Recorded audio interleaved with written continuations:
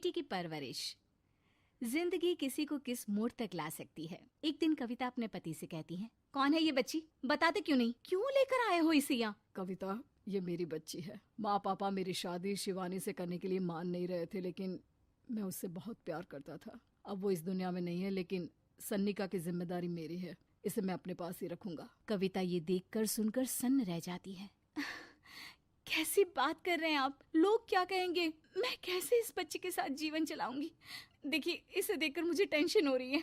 आप इसे ले जाइए यहाँ से। मेरी भी तो बेटी है, मैं उसका हक कैसे मार दूं? दिनेश कविता को किसी तरह समझा लेता है। देखो सन्निका, ये आज से तुम्हारी माँ है, इन्हें तुम्हें माँ कहना है। कविता को तो सन्निका को देखना भी गवारा नहीं है, फिर वो उसकी माँ कैसे बन पाती? और शायद दिनेश भी ये हकीकत जानता था। कुछ साल बाद देखिए, अब राधिका बड़ी हो गई है, उसके लिए किसी अच्छे घर का रिश्ता देखिए ना। शादी तो करवानी है ना? हाँ, लेकिन सन्निका उससे बड़ी है, पहले तो उसकी शादी तय करेंगे ना।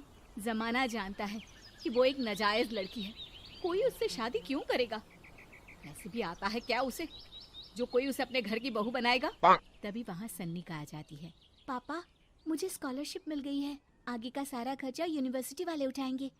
मैं कल ही वहाँ हॉस्टल में शिफ्ट हो रही हूँ। लो, सुना दिया ना फैसला। अरे अब क्यों शिफ्ट हो रही हो? पहले ही हो जाती शिफ्ट। दुनिया में यूं कालिक तो ना होती हमारी। क्या यार कविता, एक तो खुशी की बात है कि लड़की को कुछ आगे बढ़ने पढ़ने का मौका मिल रहा है, लेकिन नहीं, तुमको तो केवल ताना मारना ही आता है। जाकर देखो शिवानी क्या कर रही है। अरे हाँ, मैं शिवानी को दूध देना भूल गई, वो कैसे उठेगी? कविता को ये सुनकर गुस्सा आ जाता है। हाँ हाँ, अपनी किताबों से फुर्सत मिले तब ना। मेरी बेटी ना कुछ खाए ना कुछ पिए, यही तो चाहती हो तुम। सन्निका, जिसने कभी कविता से बात ही नहीं की थी, क्योंकि वो उसे हमेशा कोसती, वो वहां से बिना कुछ कहे निकल जाती है। खाना तो पूरा बन गया, अब जाकर आराम से पैकिंग करती हूँ, कल वक्त से निकल जाऊंगी। देखिए जी, वैसे तो ये लड़की मुझे एक आंख पसंद नहीं, अपने कमरे में पैकिंग कर रही है। अरे मुझसे तो कभी बात भी नहीं करती। आप साफ साफ बोल दीजिए उसे कि घर से जाएगी तो सारा काम कौन करेगा? उसकी माँ। माँ का नाम सुनकर सन्निका भी वहाँ आ जाती है। नहीं, वो कैसे करेंगी, वो तो मर गई है ना। उस मनहूस औरत को मेरे घर में याद करने की कोई जरूरत नहीं है, समझी? वैसे भी ना होते हुए भी तेरी शक्ल में लगता है कि वो हमारे बीच में ही है हमेशा से। तो ठीक है ना, जब जा रही हूँ तो क्यों प्रॉब्लम हो रही है आपको? सन्निका घर से निकल रही थी। कविता ना चाहते हुए भी सन्निका को रोक लेना चाहती थी, और वजह थी सिर्फ उसकी सोशल लाइफ का डिस्टर्ब हो जाना। किटी में कविता की सहेलियाँ कहती हैं, क्या बात है, तू परेशान सी लग रही है, सब ठीक तो है ना? क्या हुआ, उस सन्निका ने फिर कोई तमाशा किया क्या? अरे नहीं नहीं, चली गई, वो तो ऑक्सफोर्ड की कोई एनजीओ है, उसकी स्कॉलरशिप मिली है। मेरा भाई बता रहा था कि उसका तो फ्यूचर ब्राइट है। अरे चल ना, तुझे क्या, तेरा तो पीछा छूटा उससे। अरे कैसे क्या नहीं, घर का सारा काम करती थी। इसकी छोटी बेटी को भी तो उसी ने संभाला था, याद है? उसकी छोटी बेटी का जो केस हुआ था, वो भी अपने सर ले लिया था। हाँ, तो बदले में सारा खर्चा भी तो हम लोग ही उठा रहे थे ना। और पता है, वो मुझसे बात भी नहीं करती, जैसे पता नहीं मैं ही उसके माँ के मरने के लिए जिम्मेदार हूँ। अरे खुद को क्यों दोष दे रही है? तूने जो किया शायद कोई नहीं करता। कविता को समझ में नहीं आ रहा था कि उसके साथ ऊपर वाले ने ऐसा क्यों किया। वो शाम को घर आती है। आज तो बहुत खुश होगी तुम, एक बला से छुटकारा मिला ना तुमको।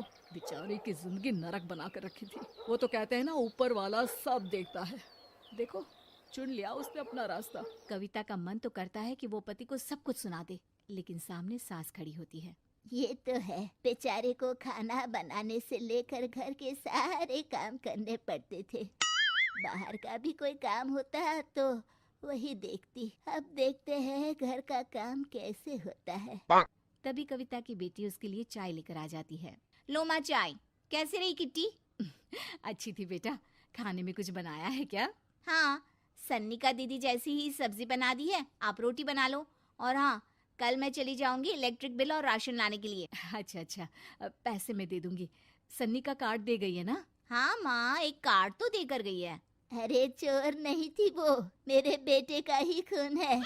पता नहीं कितना घमंड भरा है इसमें। अरे छोड़ो ना माँ, जिसको जो बनना था वो बन ही जाएगा। अच्छा माँ, कल चलना है उसके कॉलेज में, सभी पेरेंट्स को बुलाया गया है। अब कविता तो जाने से रही, तो हम ही साथ चलते हैं। हाँ बेटा, उस बिन माँ की बेटी का है ही कौन।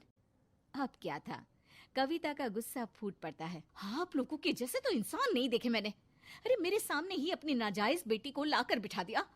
रोज मैं उसे देखती तो एहसास होता कि कैसे आपने मुझे इतना बड़ा धोखा दिया। जरा सोचिए तो, अगर ऐसा ही कुछ मैंने किया होता तो। अरे रहने दे, क्या नहीं किया तूने उसके बदले में। उस मासूम के साथ क्या क्या करती थी सब जानते हैं हम। अरे छोड़ो ना माँ, ये तो एक बात लेकर बैठ जाती है। चलो सोने चलते हैं। अगले दिन दिनेश और उसकी माँ सन्निका के कॉलेज में जाते हैं। कैसी हो बेटा? मेरा नाम रोशन करना। जरूर पापा। ये ले बेटा, पैसे रख ले। नहीं, वो कविता ने काट दिया है। अरे बेटा, वो माँ है तुम्हारी, उसका नाम क्यों लेती हो? अरे हटाओ भी, क्या ही क्या है उसने इसके लिए, क्यों माँ बोले। तभी वहाँ सन्निका की टीचर आ जाती हैं। सन्निका की माँ नहीं आई? जी नहीं, वो घर में बेटी है ना, सबका एक साथ आना तो मुमकिन नहीं था। तो उन्हें भेज देते।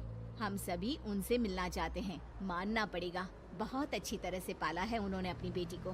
क्या घर का काम, क्या बाहर का। कॉन्फिडेंस तो कूट कूट कर भरा है। पैसे रुपये के लिए भी इसे किसी का मुंह नहीं देखना पड़ता। स्कूली शिक्षा भी लाजवाब है।